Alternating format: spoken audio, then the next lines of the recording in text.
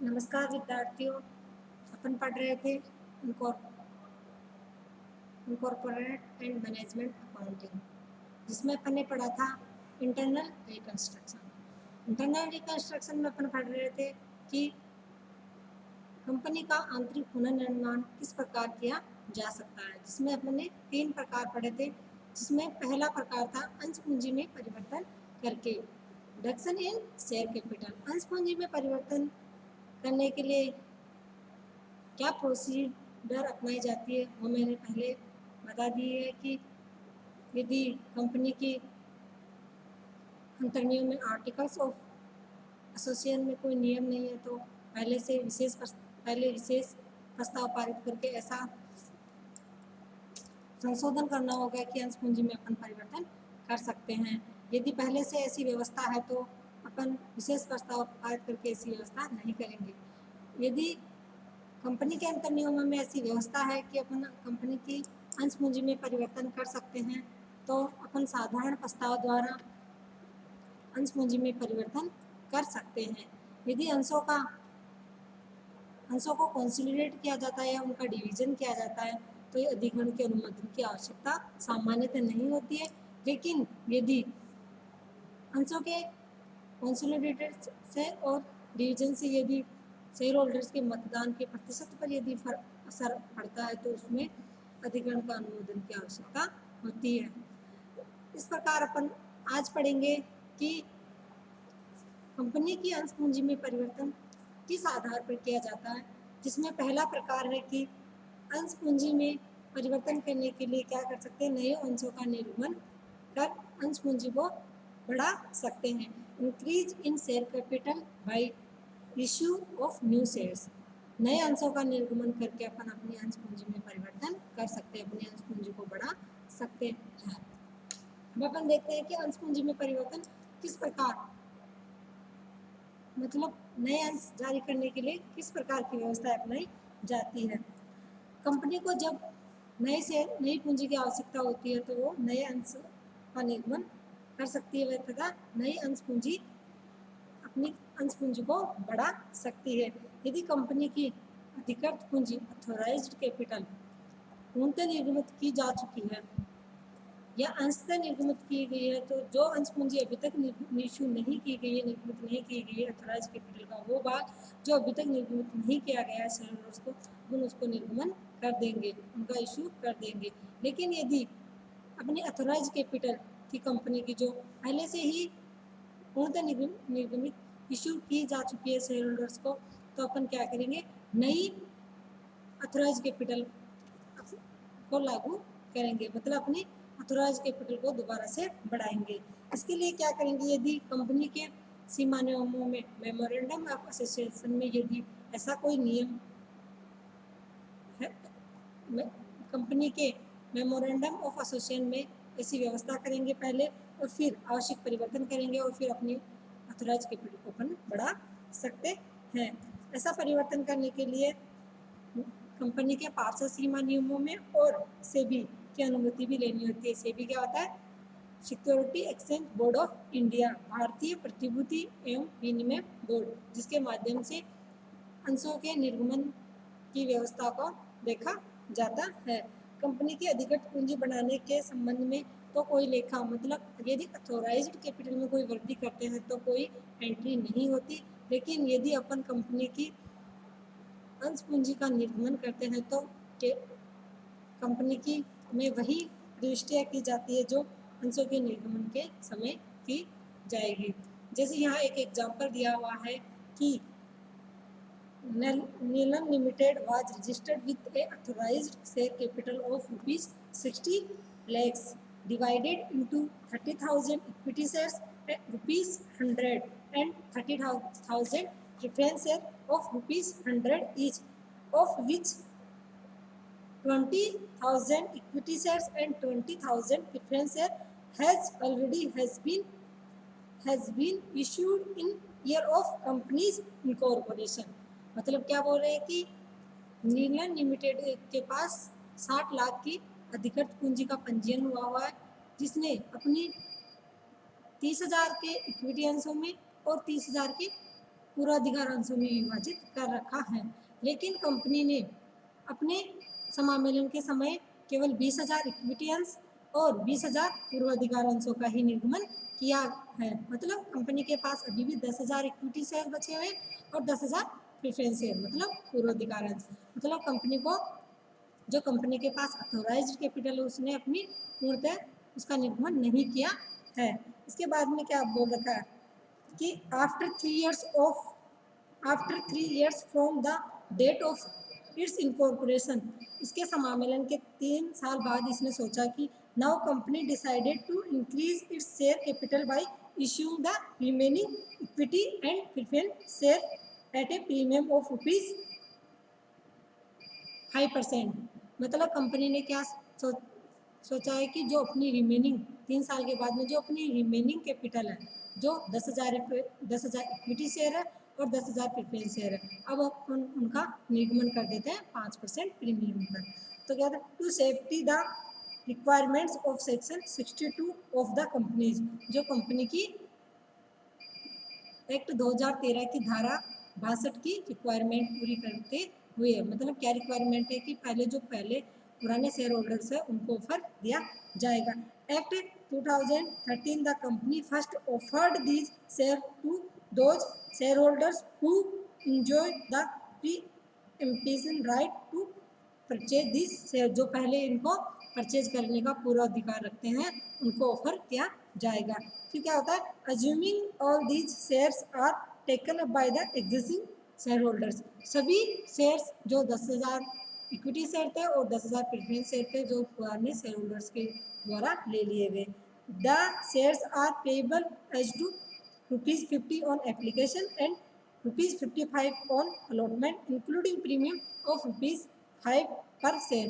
वैसे तो पर शेयर कितने का था, 100 का था इक्विटी शेयर, 100 का था प्रेफरेंस शेयर, लेकिन 5% प्रीमियम पर इश्यू किया जा रहा है तो ये 105 हो गया। तो ₹50 तो क्या एप्लीकेशन पर दिए जा रहे हैं और ₹55 अलॉटमेंट पर दिए जा रहे हैं, जिनमें ₹5 प्रीमियम के इंक्लूड है। The company spend ₹2,000 in connection with these shares issue and the director decided to write off this expenditure against premium received on issue of shares। Company ने इन अंशों के निर्गमन पर ₹2,000 खर्च किए हैं। संचालकों ने इन खर्चों को अंश निगम पर प्राप्त प्रीमियम की राशि में अपील करने का निश्चय किया गया है। मतलब 2,000 जो खर्च होगा वो जो प्रीमियम की राशि आएगी उससे राइट ऑफ करने हैं। इसके बाद में बताया गया पहला केस है, इन what ratio the new share capital to be offered to the existing shareholders of the companies who are entitled to subscribe for these share under section 62। बतलाइए कि इन अंशधारियों को जिन्होंने इन अंशों को कंपनी अधिनियम 2013 की धारा 62 के अंतर्गत खरीदने का अधिकार है, किस अनुपात में प्रस्तावित किया जाएगा। फिर दूसरा है, pass the necessary journal entries relating to issue of these shares in the books of the company. और दूसरा है कि कंपनी की बुक्स में क्या आवश्यक जनरल एंट्री होगी। और तीसरा है, show the shares capital and premium on issue of share in the balance sheet of the company. और तीसरा है कि कंपनी की बैलेंस शीट में कितनी शेयर होल्डर्स और कितनी शेयर कैपिटल और कितना प्रीमियम शो किया जाएगा।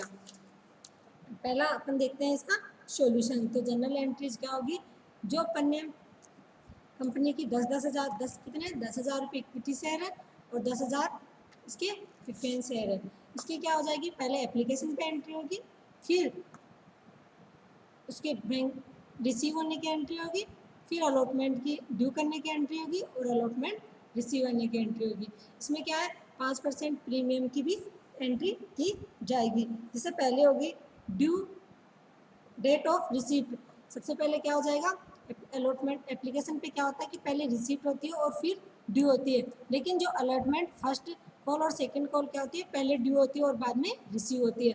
तो सबसे पहले अलॉटमेंट पर यदि रिसीव होगी मनी तो क्या होगा, bank account debit to equity share capital to equity preference share.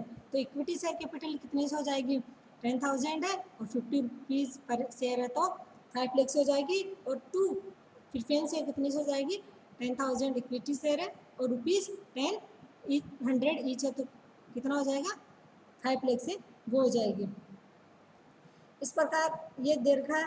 फिर date of allotment, share capital की जो अलॉटमेंट की राशि है उसको शेयर कैपिटल में ट्रांसफर करने की एंट्री होगी।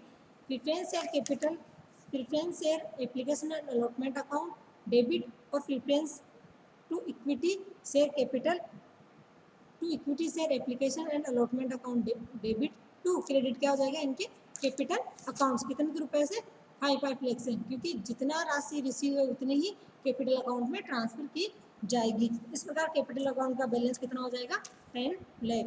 फिर उसके बाद में date of allotment, date of allotment में क्या होगा, पहले ड्यू की जाएगी, ड्यू की जाएगी तो पहले शेयर कैपिटल, पहले इक्विटी शेयर कैपिटल का ड्यू करेंगे और फिर प्रेफरेंस शेयर कैपिटल को ड्यू करेंगे। अपन चाहे तो दोनों की एक साथ में एंट्री कर सकते हैं और दोनों की अलग अलग भी कर सकते हैं। इससे डेट ऑफ अलॉटमेंट पर यदि अपन इक्विटी शेयर को ड्यू करने की एंट्री कर रहे हैं तो क्या करेंगे, equity share application and allotment account debit to equity share capital account to premium security premium account. Security premium account तो 5 रुपये पर शेयर है, कितने, 10,000, तो ये 50,000 हो जाएगा। और शेयर कैपिटल कितनी होगी, 10,000 शेयर है, प्रत्येक शेयर कितने, प्रत्येक शेयर पे कितना अमाउंट मिल रहा है, 50, तो ये 5 लाख से ये हो जाएगी, तो टोटल अमाउंट हो जाएगी 5,50,000। इसी प्रकार अपन इक्विटी शेयर की कर देंगे, equity share application and allotment account debit to equity share capital account to security premium, वही कितने से हो जाएगी, शेयर कैपिटल तो हो जाएगी 5 लाख से और सिक्योरिटी प्रीमियम कितना हो जाएगा, 50 लाख, और टोटल अमाउंट हो जाएगी 5,50,000। फिर क्या करेंगे, यदि ये रिसिप्ट हो रही है, पहले ड्यू हो गई, अब रिसिप्ट हो गई, तो bank account debit to equity share to preference share capital account, कितना, प्रेफरेंस शेयर